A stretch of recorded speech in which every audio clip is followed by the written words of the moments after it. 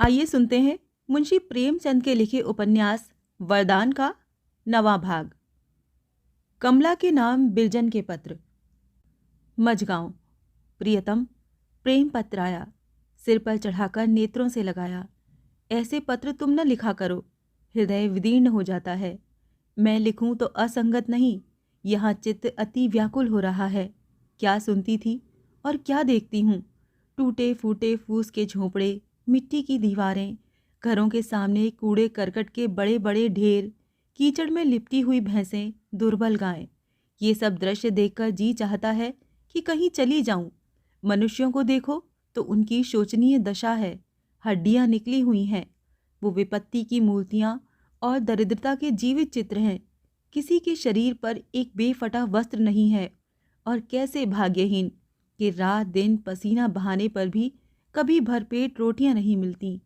हमारे घर के पिछवाड़े एक गड्ढा है। माधवी खेलती थी, पांव फिसला तो पानी में गिर पड़ी। यहाँ किंवदंती है कि गड्ढे में चुड़ैलें नहाने आया करती हैं और वो अकारण ये चलने वालों से छेड़छाड़ किया करती हैं। इसी प्रकार द्वार पर एक पीपल का पेड़ है। वो भूतों का आवास है। गड्ढे का तो भय नहीं है, परंतु इस पीपल का भय सारे सारे गांव के हृदय पर ऐसा छाया हुआ है कि सूर्यास्त ही से मार्ग बंद हो जाता है। बालक और स्त्रियां तो उधर पैर ही नहीं रखते। कहाँ अकेले दुकेले पुरुष कभी कभी चले जाते हैं, पर वो भी घबराए हुए। ये दो स्थान मानो उस निकृष्ट जीवों के केंद्र हैं। इनके अतिरिक्त सैकड़ों भूत चुड़ैल भिन्न भिन्न स्थानों के निवासी पाए जाते हैं। इन लोगों को चुड़ैलें दीख पड़ती हैं। लोगों ने इनके स्वभाव पहचान लिए हैं। किसी भूत के विषय में कहा जाता है कि वो सिर पर चढ़ता है तो महीनों नहीं उतरता, और कोई दो एक पूजा लेकर अलग हो जाता है। गांव वालों में इन विषयों पर इस प्रकार वार्तालाप होता है मानो ये प्रत्यक्ष घटनाएं हैं। यहाँ तक सुना गया है कि चुड़ैल भोजन पानी मांगने भी आया करती हैं। उनकी साड़ियाँ प्राय बगुले के पंख की भांति उज्ज्वल होती हैं और वो बातें कुछ कुछ नाक से करती हैं। गहनों का प्रचार उनकी जाति में कम है। उन्हीं स्त्रियों पर उन्हें आक्रमण का भय रहता है जो बनाव श्रृंगार किए, रंगीन वस्त्र पहने अकेली उनकी दृष्टि में पड़ जाएं। फूलों की बास उनको बहुत भाती है। संभव नहीं कि कोई स्त्री या बालक रात को अपने पास फूल रख कर सोए। भूतों के मान और प्रतिष्ठा का अनुमान बड़ी चतुराई से किया गया है। जोगी बाबा आधी रात को काली कमरिया ओढ़े खड़ाऊं पर सवार गांव के चारों ओर भ्रमण करते हैं और भूले भटके पथिकों को मार्ग बताते हैं। साल भर में एक बार उनकी पूजा होती है। अब वो भूतों में नहीं वरन देवताओं में गिने जाते हैं। वो किसी भी आपत्ति को यथाशक्ति गांव के भीतर पग नहीं रखने देते। इनके विरुद्ध धोबी बाबा से गांव भर थर्राता है। जिस वृक्ष पर उनका वास है उधर से यदि कोई दीपक जलने के पश्चात निकल जाए तो उसके प्राणों की कुशलता नहीं। उन्हें भगाने के लिए 2 बोतल मदिरा काफी है। उनका पुजारी मंगल के दिन उस वृक्ष के तले गांजा और चरस रखाता है। लाला साहब भी भूत बन बैठे हैं। ये महाशय पटवारी थे। उन्हें कई पंडित असामियों ने मार डाला था। उनकी पकड़ ऐसी गहरी है कि प्राण लिए बिना नहीं छोड़ती। कोई पटवारी यहाँ 1 वर्ष से अधिक नहीं जीता। गांव से थोड़ी दूर पर एक पेड़ है। उस पर मौलवी साहब निवास करते हैं। वो बेचारे किसी को नहीं छेड़ते। हाँ, बृहस्पति के दिन पूजा न पहुंचाई जाए तो बच्चों को छेड़ते हैं। कैसी मूर्खता है, कैसी मिथ्या भक्ति है। ये भावनाएं हृदय पर व्रजलीक हो गई हैं। बालक बीमार हुआ कि भूत की पूजा होने लगी। खेत खलिहान में भूत का भोग, जहाँ देखिए भूत ही भूत दिखते हैं। यहाँ न देवी है न देवता, भूतों का ही साम्राज्य है। यमराज यहाँ चरण नहीं रखते, भूत ही जीव हरण करते हैं। इन भावों का किस प्रकार सुधार हो। किम अधिकम, तुम्हारी बिरजन। दूसरा पत्र। मझगांव। प्यारे, बहुत दिनों के पश्चात आपकी प्रेम पत्री प्राप्त हुई। क्या सचमुच पत्र लिखने का अवकाश नहीं? पत्र क्या लिखा है, मानो बेगार टाली है। तुम्हारी तो ये आदत न थी। क्या वहां जाकर कुछ और हो गए? तुम्हें यहाँ से गए 2 मास से अधिक होते हैं। इस बीच में कई छोटी बड़ी छुट्टियां पड़ी, पर तुम न आए। तुमसे कर बांध कर कहती हूँ, होली की छुट्टी में अवश्य आना। यदि अब की बार तरस आया तो मुझे सदा उल्हाना रहेगा। यहाँ आकर ऐसा प्रतीत होता है मानो किसी दूसरे संसार में आ गई हूँ। रात को शयन कर रही थी कि अचानक हाहा हूहू का कोलाहल सुनाई दिया। चौंक कर उठ बैठी। पूछा तो ज्ञात हुआ कि लड़के घर घर से उपले और लकड़ी जमा कर रहे थे। होली माता का यही आहार था। ये बेढंगा उपद्रव जहाँ पहुँच गया, ईंधन का दीवाला हो गया। किसी की शक्ति नहीं जो इस सेना को रोक सके। एक नंबरदार की मड़िया लोप हो गई। उसमें 10-12 बैल सुगमतापूर्वक बांधे जा सकते थे। होली वाले कई दिन से घात में थे, अवसर पाकर उड़ा ले गए। एक कुर्मी का झोंपड़ा उड़ गया। कितने उपले बेपता हो गए। लोग अपनी लकड़ियां घरों में भर लेते हैं। लाला जी ने एक पेड़ ईंधन के लिए मोल लिया था। आज रात को वो भी होली माता के पेट में चला गया। 2-3 घरों के किवाड़ उतर गए। पटवारी साहब द्वार पर सो रहे थे। उन्हें भूमि पर धकेल कर लोग चारपाई ले भागे। चारों तरफ ईंधन की लूट मची है। जो वस्तु एक बार होली माता के मुख में चली गई, उसे लाना बड़ा भारी पाप है। पटवारी साहब ने बड़ी धमकियां दी, मैं जमाबंदी बिगाड़ दूंगा, खसरा झूठ कर दूंगा, पर कुछ प्रभाव न हुआ। यहाँ की प्रथा ही है कि इन दिनों वाले जो वस्तु पा जाएं, निर्विघ्न उठा ले जाएं। कौन किसकी पुकार करे। नवयुवक पुत्र अपने पिता की आंख बचाकर अपनी ही वस्तु उठवा देता है। यदि वो ऐसा न करे तो अपने समाज में अपमानित समझा जाए। खेत पक गए हैं, पर काटने में 2 सप्ताह का विलंब है। मेरे द्वार पर से मीलों का दृश्य दिखाई देता है। गेहूं और जौ के सुथरे खेतों के किनारे किनारे कुसुम के अरुण और केसर वर्ण पुष्पों की पंक्ति परम सुहावनी लगती है। तोते चारों तरफ मंडराया करते हैं। माधवी ने यहाँ कई सखियां बना रखी हैं। पड़ोस में एक अहीर रहता है, राधा नाम है। गत वर्ष माता पिता प्लेग से ग्रास हो गए थे। गृहस्थी का कुल भार उसी के सिर पर है। उसकी स्त्री तुलसा प्राय हमारे यहाँ आती रहती है। नख से शिक तक सुंदरता से भरी हुई है। इतनी भोली है कि जी चाहता है कि घंटों बातें सुना करूं। माधवी ने इससे बहनापा कर रखा है। कल उसकी गुड़ियों का विवाह है। तुलसी की गुड़िया है और माधवी का गुड्डा। सुनती हूँ बेचारी बहुत निर्धन है, पर मैंने उसके मुख पर कभी उदासीनता नहीं देखी। कहती थी कि उपले बेचकर 2 रुपए जमा कर लिए हैं। 1 रुपया दायज दूंगी और 1 रुपये में बरातियों का खाना पीना होगा। गुड़ियों के वस्त्राभूषण का भार राधा के सिर है। कैसा सरल संतोषमय जीवन है। लो, अब विदा होती हूँ। तुम्हारा समय निरर्थक बातों में नष्ट हुआ। क्षमा करना। तुम्हें पत्र लिखने बैठती हूँ तो लेखनी रुकती ही नहीं। अभी बहुतेरी बातें लिखने को पड़ी हैं। प्रताप चंद्र से मेरी पालांगन कह देना। तुम्हारी बिलजन।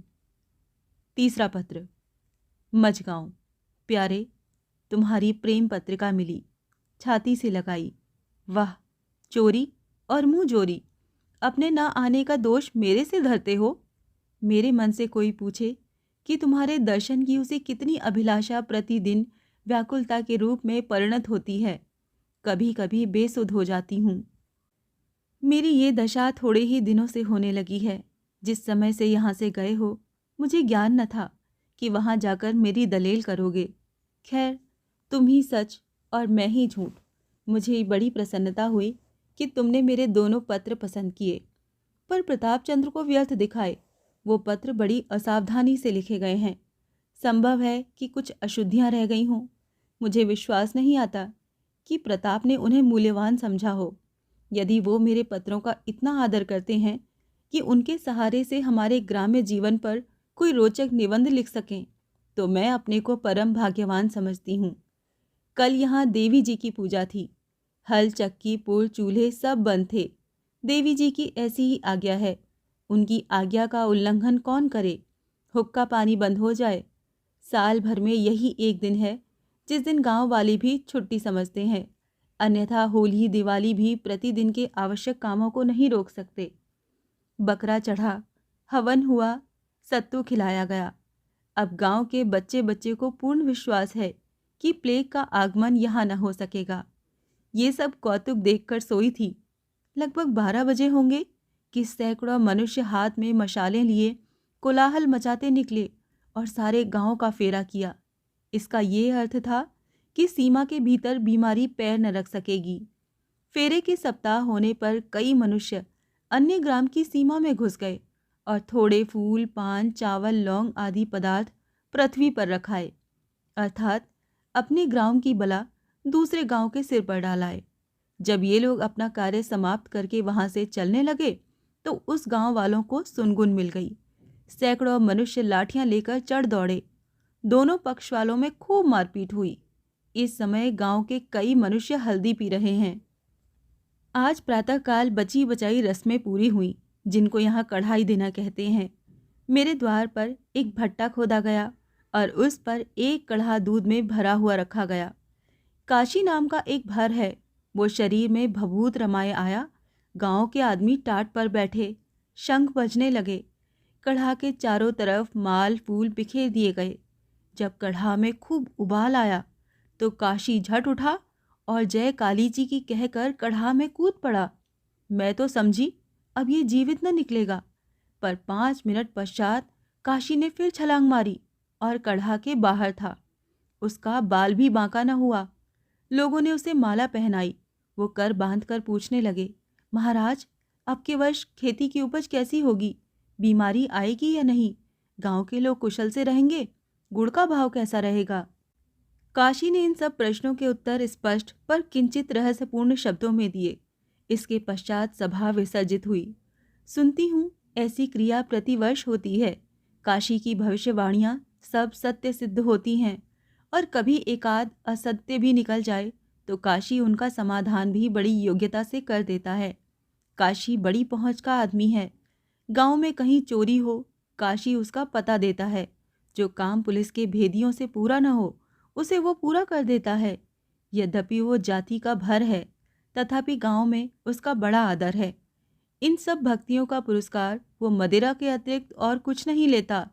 नाम निकलवाइए, पर एक बोतल उसको भेंट कीजिए। आपका अभियोग न्यायालय में है। काशी उसके विजय का अनुष्ठान कर रहा है। बस आप उसे एक बोतल लाल जल दीजिए। होली का समय अति निकट है, 1 सप्ताह से अधिक नहीं। आहा, मेरा हृदय इस समय कैसा खिल रहा है। मन में आनंदप्रद गुदगुदी हो रही है। आंखें तुम्हें देखने के लिए अकुला रही हैं। ये सप्ताह बड़ी कठिनाई से कटेगा, तब मैं अपने पिया के दर्शन कर पाऊंगी। तुम्हारी बिलजन। चौथा पत्र। मझगांव। प्यारे, तुम पाषाण हृदय हो, कट्टर हो, स्नेहहीन हो, निर्दय हो, अकरुण हो, झूठे हो। मैं तुम्हें और क्या गालियां दूं और क्या कोसूं? यदि तुम इस क्षण मेरे सम्मुख होते तो इस वज्र हृदयता का उत्तर देती। मैं कह रही हूं तुम दगाबाज हो।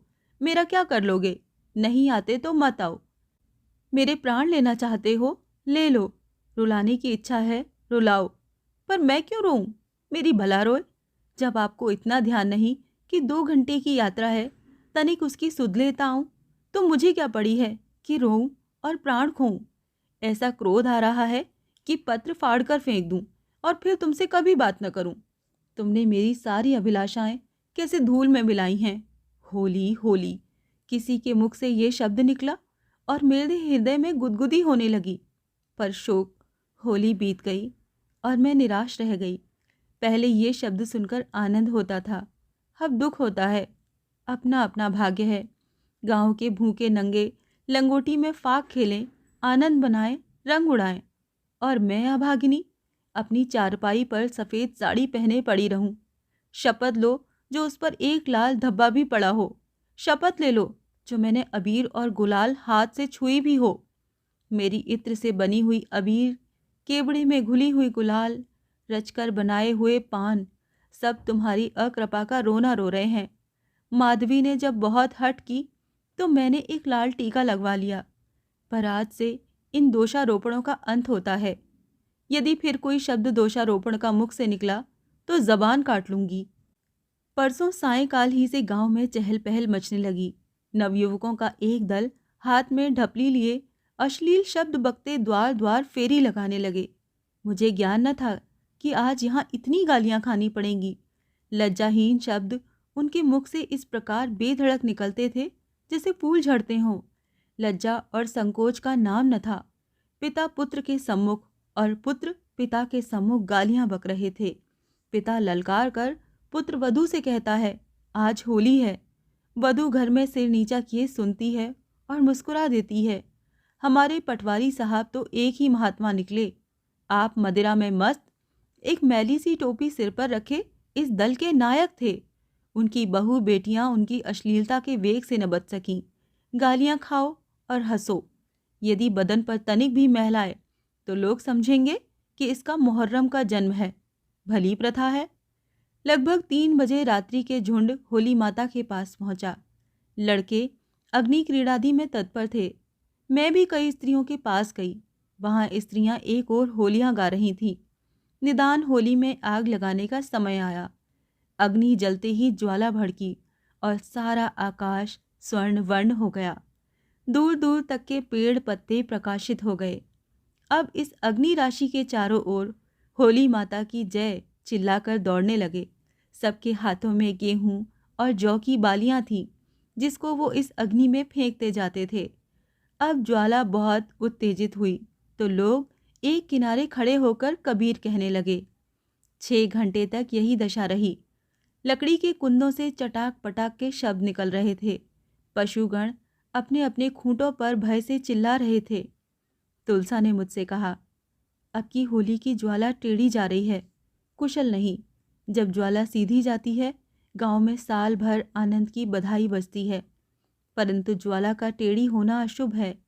निदान लपट कम होने लगी। आज की प्रखरता मंद हुई।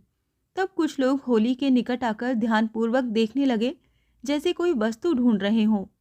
तुलसा ने बतलाया कि जब बसंत के दिन होली की नींव पड़ती है तो पहले एक एरंड गाड़ देते हैं। उस पर लकड़ी और उपलों का ढेर लगाया जाता है। इस समय लोग उस एरंड के पौधे को ढूंढ रहे हैं। उस मनुष्य की गणना वीरों में होती है जो सबसे पहले उस पौधे पर ऐसा लक्ष्य करे कि वो टूट कर दूर जा गिरे। प्रथम पटवारी साहब पैंतरे बदलते आए, पर 10 गज की दूरी से झांक कर चल दिए। तब राधा हाथ में एक छोटा सा सोंटा लिए साहस और दृढ़तापूर्वक आगे बढ़ा और आग में घुसकर वो भरपूर हाथ लगाया कि पौधा अलग जा गिरा। लोग उन टुकड़ों को लूटने लगे, माथे पर उसका टीका लगाते और उसे शुभ समझते। यहाँ से अवकाश पाकर पुरुष मंडली देवी जी के चबूतरी की ओर बढ़ी। पर ये न समझना यहाँ देवी जी की प्रतिष्ठा की गई होगी। आज वो भी गालियाँ सुनना पसंद करती हैं। छोटे बड़े सब उन्हें अश्लील गालियाँ सुना रहे थे। अभी थोड़े दिन हुए उन्हीं देवी जी की पूजा हुई थी। सच तो ये है कि गांव में आजकल ईश्वर को गाली देना भी क्षम्य है। माता बहनों की तो कोई गणना ही नहीं। प्रभात होते ही लाला ने महाराज से कहा, आज कोई 2 सेर भंग पिसवा लो, 2 प्रकार की अलग अलग बनवा लो, सलोनी और मीठी। महाराज निकले और कई मनुष्यों को पकड़ लाए। भंग पीसी जाने लगी। बहुत से कुल्हड़ मंगाकर क्रम पूर्वक रखे गए। 2 घड़ों में दोनों प्रकार की भांग रखी गई। फिर क्या था, 3-4 घंटों तक पियक्कड़ों का तांता लगा रहा। लोग खूब बखान करते थे और गर्दन हिला हिलाकर महाराज की कुशलता की प्रशंसा करते थे। जहां किसी ने बखान किया कि महाराज ने दूसरा कुल्हड़ भरा, बोले, ये सलोनी है, इसका भी स्वाद चख लो, अजी पी भी लो।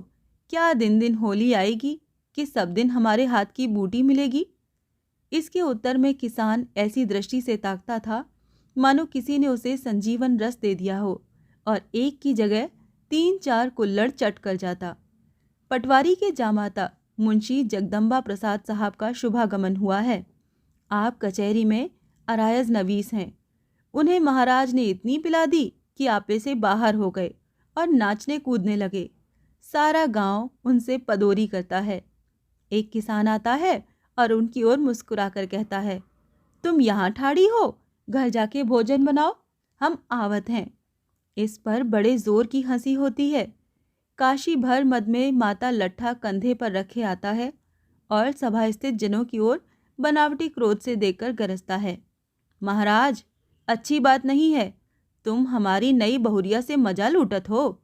ये कहकर मुंशी जी को छाती से लगा लेता है। मुंशी जी बेचारे छोटे कद के मनुष्य इधर उधर फड़फड़ाते हैं, पर नक्कार खाने में तूती की आवाज़ कौन सुनता है। कोई उन्हें प्यार करता है और कोई गले लगाता है। दोपहर तक यही छेड़छाड़ हुआ की तुलसा अभी तक बैठी हुई थी। मैंने उससे कहा, आज हमारे यहाँ तुम्हारा न्योता है, हम तुम संग खाएंगी। ये सुनते ही महाराजिन 2 थालियों में भोजन परोस कर लाई। तुलसा इस समय खिड़की की ओर मुंह करके खड़ी थी। मैंने जो उसको हाथ पकड़कर अपनी ओर खींचा तो उसे अपनी प्यारी प्यारी आंखों से मोती के दाने बिखेरते हुए पाया। मैं उसे गले लगाकर बोली, सखी, सच सच बतला दो, क्यों रोती हो? हमसे कोई दुराव मत रखो। इस पर वो और भी सिसकने लगी। जब मैंने बहुत हठ की, उसने सिर घुमाकर कहा, बहन, आज प्रातःकाल उन पर निशान पड़ गया, न जाने उन पर क्या बीत रही होगी। ये कहकर वो फूट फूट कर रोने लगी। ज्ञात हुआ कि राधा के पिता ने कुछ ऋण लिया था, वो अभी तक चुका न सका था। महाजन ने सोचा कि इसे हवालात ले चलूं तो रुपए वसूल हो जाएं। राधा कन्नी काटता फिरता था। आज द्वेषियों को अवसर मिल गया और वो अपना काम कर गए। शोक, मूलधन रुपए से अधिक न थे। प्रथम मुझे ज्ञात होता तो बेचारे पर त्योहार के दिन ये आपत्ति न आने देती। मैंने चुपके से महाराज को बुलाया और उन्हें 20 रुपए देकर राधा को छुड़ाने के लिए भेजा। उस समय मेरे द्वार पर एक टाट बिछा दिया गया था। लाला जी मध्य में कालीन पर बैठे थे। किसान लोग घुटने तक धोतियां बांधे, कोई कुर्ता पहने, कोई नग्न देह, कोई सिर पर पगड़ी बांधे और नंगे सिर मुख पर अबीर लगाए, जो उनके काले वर्ण पर विशेष छटा दिखा रही थी, आने लगे। जो आता लाला जी के पैरों पर थोड़ी सी अबीर रख देता। लाला जी भी अपनी तश्तरी में से थोड़ी सी अबीर निकालकर उसके माथे पर लगा देते और मुस्कुराकर कोई दिल लगी की बात कर देते थे। वो निहाल हो जाता, सादर प्रणाम करता और ऐसा प्रसन्न होकर आ बैठता मानो किसी रंक ने रत्न राशि पाई है। मुझे स्वप्न में भी ध्यान न था कि लाला जी इन उजड्ड देहातियों के साथ बैठकर ऐसे आनंद से वार्तालाप कर सकते हैं। इसी बीच में काशी भर आया। उसके हाथ में एक छोटी सी कटोरी थी, वो उसमें अबीर लिए हुए था। उसने अन्य लोगों की भांति लाला जी के चरणों पर अबीर नहीं रखी, किंतु बड़ी धृष्टता से मुट्ठी भर लेकर उनके मुख पर भली भांति मल दी। मैं तो डरी कहीं लाला जी रुष्ट न हो जाएं, पर वो बहुत प्रसन्न हुए और स्वयं उन्होंने भी एक टीका लगाने के स्थान पर दोनों हाथों से उसके मुख पर अबीर मली। फिर उसकी ओर इस दृष्टि से देखते थे कि मानो कह रहे हो, निसंदेह तू वीर है और इस योग्य है कि हमारा नायक बने। इसी प्रकार एक एक करके 200-250 मनुष्य एकत्र हुए। अचानक उन्होंने कहा, आज कहीं राधा नहीं दिख पड़ता, क्या बात है? कोई उसके घर जाके देखो तो। मुंशी जगदम्बा प्रसाद अपनी योग्यता प्रकाशित करने का अच्छा अवसर देखकर बोल उठे, हुजूर, वो दफ़ा 13 नंबर अलिफ एक्ट अ में गिरफ्तार हो गया। रामदीन पांडे ने वारंट जारी करा दिया। हर इच्छा से रामदीन पांडे भी वहां बैठे हुए थे। लाला ने उनकी ओर परम तिरस्कार की दृष्टि से देखा और कहा, क्यों पांडे जी, इस दीन को बंदी गृह में बंद करने से तुम्हारा घर भर जाएगा। यही मनुष्यता और शिष्टता अब रह गई है। तुम्हें तनिक भी दया न आई कि आज होली के दिन उसे स्त्री और बच्चों से अलग किया? मैं सत्य कहता हूँ, यदि मैं राधा होता तो बंदी गृह से लौटकर मेरा प्रथम उद्योग यही होता कि जिसने मुझे ये दिन दिखाया हो उसे मैं कुछ दिन तो हल्दी पिलवा दूं। तुम्हें लाज नहीं आती कि इतने बड़े महाजन होकर तुमने 20 रुपए के लिए एक दीन मनुष्य को इस प्रकार कष्ट में डाला? डूब मरना था ऐसे लोभ पर। लाला जी को वस्तुतः क्रोध आ गया था। रामदीन ऐसा लज्जित हुआ कि सब सिट्टी पिट्टी भूल गई, मुख से बात ना निकली। चुपके से न्यायालय की ओर चला। सब के सब कृषक उसकी ओर क्रोधपूर्ण दृष्टि से देख रहे थे। यदि लाला जी का भय न होता तो पांडे जी की हड्डी पसली वहीं चूर हो जाती। इसके पश्चात लोगों ने गाना आरंभ किया। मद में तो सबके सब गाते ही थे। इस पर लाला जी के भातृभाव के सम्मान से उनके मन और भी उत्साहित हो गए। खूब जीत तोड़ कर गाया। ढफली तो इतने जोर से बजती थी कि अब फटी और तब फटी। जगदम्बा प्रसाद ने दोहरा नशा चढ़ाया था।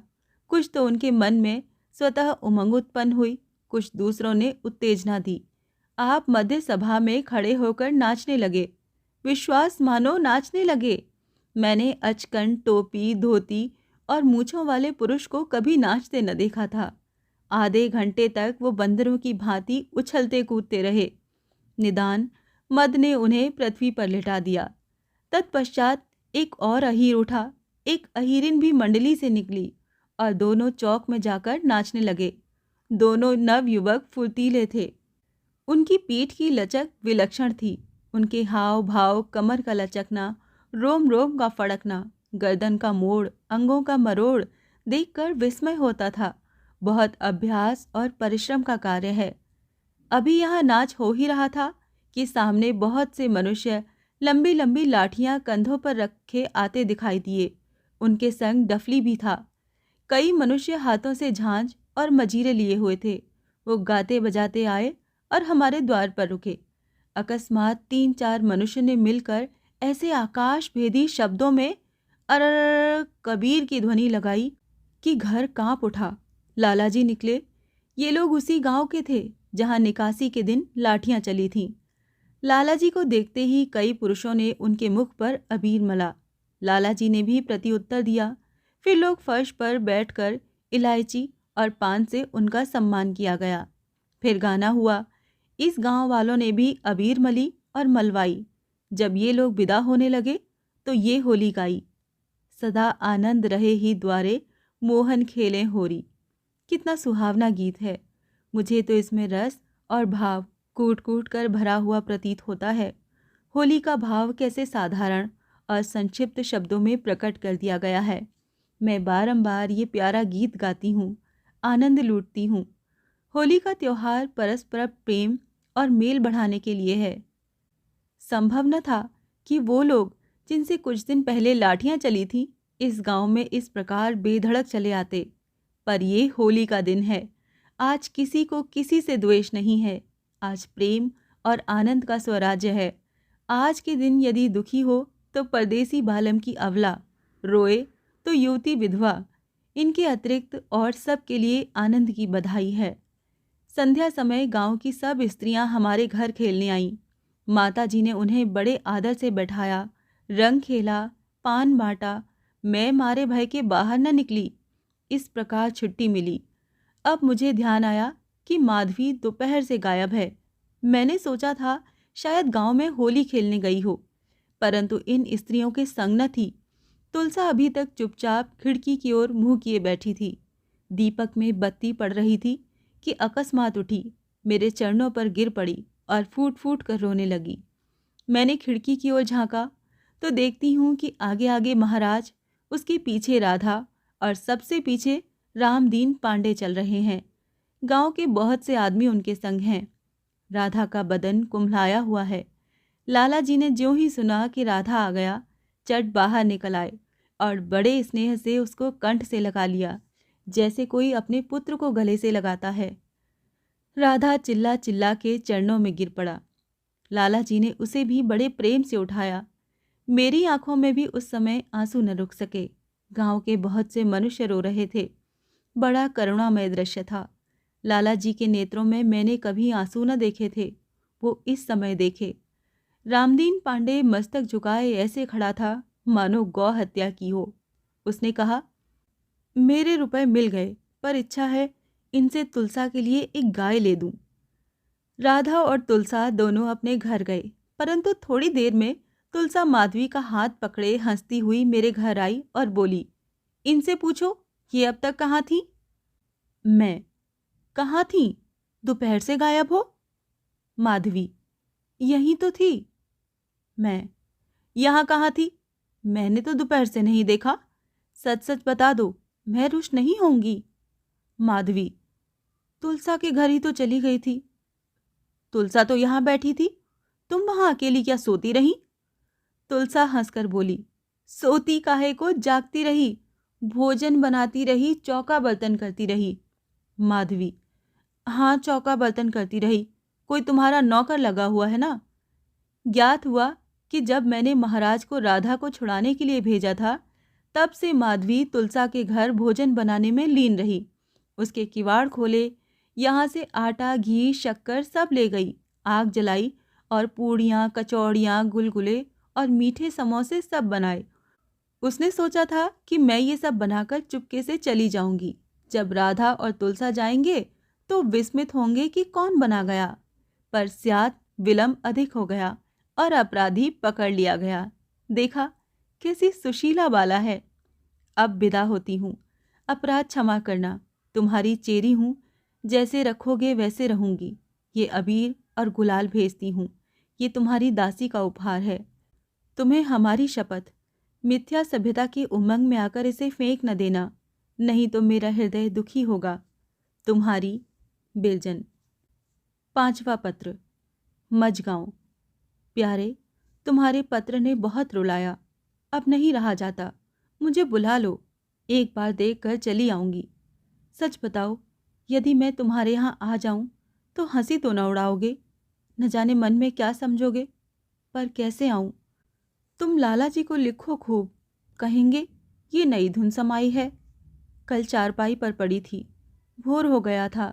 शीतल मंद पवन चल रहा था कि स्त्रियां गाने का शब्द सुनाई पड़ा। स्त्रियां अनाज का खेत काटने जा रही हैं। झांक कर देखा तो 10-10, 12-12 स्त्रियों का एक एक गोल था। सबके हाथों में हंसिया, कंधों पर गठिया बांधने की रस्सी और सिर पर भुने हुए मटर की छबड़ी थी। ये इस समय जाती हैं और कहीं 12 बजे लौटेंगी। आपस में गाती, चुगलें करती हुई जाती थीं। दोपहर तक बड़ी कुशलता रही। अचानक आकाश मेघाच्छन्न हो गया। आंधी आ गई और ओले गिरने लगे। मैंने इतने बड़े ओले गिरते न देखे थे। आलू से बड़े और ऐसी तेजी से गिरे जैसे बंदूक से गोली। क्षण भर में पृथ्वी पर 1 फुट ऊंचा बिछावन बिछ गया। चारों तरफ से कृषक भागने लगे। गाय, बकरियां, भेड़ें सब चिल्लाती हुई पेड़ों की छाया ढूंढती फिरती थीं। मैं डरी कि न जाने तुलसा पर क्या बीती। आंखें फैलाकर देखा तो खुले मैदान में तुलसा, राधा और मोहिनी गाय दिख पड़ी। तीनों घमासान ओले की मार में पड़े थे। तुलसा के सिर पर एक छोटी सी टोकरी थी और राधा के सिर पर एक बड़ा सा गट्ठर। मेरे नेत्रों में आंसू भर आए कि न जाने इन बेचारों की क्या गति होगी। अकस्मात एक प्रखर झोंके ने राधा के सिर से गट्ठा गिरा दिया। गट्ठा का गिरना था कि चट तुलसा ने अपनी टोकरी उसके सिर पर औंधा दी। न जाने उस पुष्प जैसे सिर पर कितने ओले पड़े। उसके हाथ कभी पीठ पर जाते, कभी सिर सहलाते। अभी 1 सेकंड से अधिक ये दशा न रही होगी कि राधा ने बिजली की भांति लपक कर गट्ठा उठा लिया और टोकरी तुलसा को दे दी। कैसा घना प्रेम है। अनर्थकारी दुर्दैव ने सारा खेल बिगाड़ दिया। प्रातःकाल स्त्रियां गाती हुई जा रही थीं और संध्या को घर घर शोक छाया हुआ था। कितनों के सिर लहू लुहान हो गए, कितने हल्दी पी रहे हैं। खेती सत्यानाश हो गई। अनाज बर्फ के तले दब गया। ज्वर का प्रकोप है। सारा गांव अस्पताल बना हुआ है। काशी भर का भविष्य प्रवचन प्रमाणित हुआ। होली की ज्वाला का भेद प्रकट हो गया। खेती की ये दशा और लगान उगाहा जा रहा है। बड़ी विपत्ति का सामना है। मार पीट, गाली, अपशब्द सभी साधनों से काम लिया जा रहा है। लोगों पर ये दैवी कोप। तुम्हारी बिलजन। 6ठा पत्र। मझगांव। मेरे प्राणाधिक प्रियतम, पूरे 15 दिन के पश्चात तुमने बिलजन की सुध ली। पत्र को बारंबार पढ़ा। तुम्हारा पत्र रुलाए बिना नहीं मानता। मैं यूं भी बहुत रोया करती हूँ। तुमको किन किन बातों की सुधि दिलाऊं। मेरा हृदय निर्बल है और जब कभी इन बातों की ओर ध्यान जाता है तो विचित्र दशा हो जाती है। गर्मी सी लगती है, एक बड़ी व्यग्र करने वाली, बड़ी स्वादिष्ट, बहुत रुलाने वाली, बहुत दुराशापूर्ण वेदना उत्पन्न होती है। जानती हूँ कि तुम नहीं आ रहे हो और नहीं आओगे, पर बार बार जाकर खड़ी हो जाती हूँ कि आ तो नहीं गए। कल सायंकाल यहाँ एक चित्ताकर्षक प्रहसन देखने में आया। ये धोबियों का नाच था। 15-20 मनुष्यों का एक समुदाय था। उसमें एक नवयुवक श्वेत पेशवाज पहने, कमर में असंख्य घंटियां बांधे, पाँव में घुंघरू पहने, सिर पर लाल टोपी रखे नाच रहा था। जब पुरुष नाचता था तो मृदंग बजने लगती थी। ज्ञात हुआ कि ये लोग होली का पुरस्कार मांगने आए हैं। ये जाति पुरस्कार खूब लेती है। आपके यहाँ कोई कामकाज पड़े, उन्हें पुरस्कार दीजिए। और उनके यहाँ कोई कामकाज पड़े तो भी उन्हें पारितोषिक मिलना चाहिए। ये लोग नाचते समय गीत नहीं गाते, इनका गाना इनकी कविता है।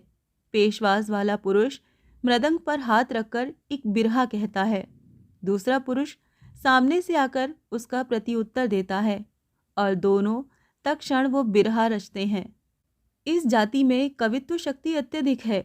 इन बिरहों को ध्यान से सुनो तो उनमें बहुधा उत्तम कवित्व का भाव प्रकट किए जाते हैं। पेशवाज वाले पुरुषों ने प्रथम जो बिरहा कहा था उसका ये अर्थ कि ए धोबी के बच्चों, तुम किसके द्वार पर आकर खड़े हो?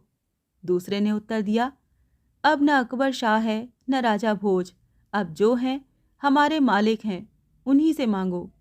तीसरे बिरहा का अर्थ ये है कि याचकों की प्रतिष्ठा कम होती है, अतएव कुछ मत मांगो, गा बजाकर चले चलो, देने वाला बिन मांगे ही देगा।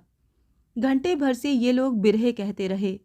तुम्हें प्रतीति न होगी, उनके मुख से बिरहे इस प्रकार बेधड़क निकलते थे कि आश्चर्य प्रकट होता था कि शायद इतनी सुगमता से वे बातें भी न कर सकते हों। ये जाति बड़ी पियक्कड़ है, मदिरा पानी की भांति पीती है। विवाह में मदिरा, गौने में मदिरा, पूजा पाठ में मदिरा। पुरस्कार मांगेंगे तो पीने के लिए, धुलाई मांगेंगे तो ये कहकर कि आज पीने के लिए पैसे नहीं हैं। विदा होते समय बेचू धोबी ने जो बिरहा कहा था वो काव्यालंकार से भरा हुआ है। तुम्हारा परिवार इस प्रकार बढ़े जैसे गंगा जी का जल, लड़के फूले फलें जैसे आम का बौर, मालकिन का सुहाग सदा बना रहे जैसे दूब की हरियाली। कैसी अनोखी कविता है। तुम्हारी बेलजन। 7वां पत्र। मझगांव। प्यारे, एक सप्ताह तक चुप रहने की क्षमा मांगती हूँ। मुझे इस सप्ताह में तनिक भी अवकाश न मिला। माधवी बीमार हो गई थी। पहले तो कुनैन की कई पुड़ियाँ खिलाई गईं, पर जब लाभ न हुआ और उसकी दशा और भी बुरी होने लगी तो देहलू राय वैद्य बुलाए गए। कोई 50 वर्ष की आयु होगी। नंगे पांव सिर पर एक पगड़ी बांधे, कंधे पर अंगोछा रखे, हाथ में मोटा सा सोटा लिए द्वार पर आकर बैठ गए। घर के जमींदार हैं, पर किसी ने उनके शरीर पर मिर्जई तक नहीं देखी। उन्हें इतना अवकाश ही नहीं कि अपने शरीर पालन की ओर ध्यान दें। इस मंडल में 8-10 कोस तक वो लोग उन पर विश्वास करते हैं। न वो हकीम को जाने और न डॉक्टर को। उनके हकीम डॉक्टर जो कुछ हैं वो देहलू राय हैं। संदेशा सुनते ही आकर द्वार पर बैठ गए। डॉक्टरों की भांति नहीं कि प्रथम सवारी मांगेंगे, वो भी तेज, जिसमें उनका समय नष्ट न हो। आपके घर ऐसे बैठे रहेंगे मानो गूंगे का गुड़ खा गए हैं। रोगी को देखने जाएंगे तो इस प्रकार भागेंगे मानो कमरे की वायु में विष भरा हुआ है। रोग परिचय और औषधि का उपचार केवल 2 मिनट में समाप्त। देहलू राय डॉक्टर नहीं है, पर जितने मनुष्यों को उनसे लाभ पहुंचता है उनकी संख्या का अनुमान करना कठिन है। वो सहानुभूति की मूर्ति हैं। उन्हें देखते ही रोगी का आधा रोग दूर हो जाता है। उनकी औषधियाँ ऐसी सुगम और साधारण होती हैं कि बिना पैसा कौड़ी मनो बटोर लाइए। 3 ही दिन में माधवी चलने फिरने लगी। वस्तुतः उस वैद्य की औषधि में चमत्कार है। यहाँ इन दिनों मुगलिये ऊधम मचा रहे हैं। ये लोग जाड़े में कपड़े उधार दे देते हैं और चैत में दाम वसूल करते हैं। उस समय कोई बहाना नहीं सुनते। गाली गलौज मारपीट सभी बातों पर उतर आते हैं। 2-3 मनुष्यों को बहुत मारा। राधा ने भी कुछ कपड़े लिए थे। उनके द्वार पर जाकर सबके सब गालियां देने लगे। तुलसा ने भीतर से किवाड़ बंद कर लिए। जब इस प्रकार बस न चला तो एक मोहिनी गाय को खूंटे से खोलकर खींचते हुए ले चला। इतने में राधा दूर से आता दिखाई दिया। आते ही आते उसने लाठी से वो हाथ मारा कि मुगलिये की कलाई लटक गई। तब तो मुगलिये कुपित हुए, पैंतरे बदलने लगे। राधा भी जान पर खेल गया और 3 दुष्टों को बेकार कर दिया। इतने में काशी भर ने आकर एक मुगलिये की खबर ली। देहलू राय को मुगलियों से चिढ़ है। स्वाभिमान कहा करते हैं कि मैंने इनके इतने रुपए डुबा दिए, इतनों को पिटवा दिया जिसका हिसाब नहीं। ये कोलाहल सुनते ही वो भी पहुंच गए। फिर तो सैकड़ों मनुष्य लाठियां ले लेकर दौड़ पड़े। उन्होंने मुगलियों की भली भांति सेवा की। आशा है कि इधर आने का अब साहस न होगा। अब तो मई का मास भी बीत गया। क्यों अभी छुट्टी नहीं हुई? रात दिन तुम्हारे आने की प्रतीक्षा है। नगर में बीमारी कम हो गई है, हम लोग बहुत शीघ्र यहाँ से चले जाएंगे। शोक, तुम इस गांव की सैर न कर सकोगे। तुम्हारी बिल्जन। इससे आगे की कहानी जानने के लिए सुनिए वरदान का अगला भाग।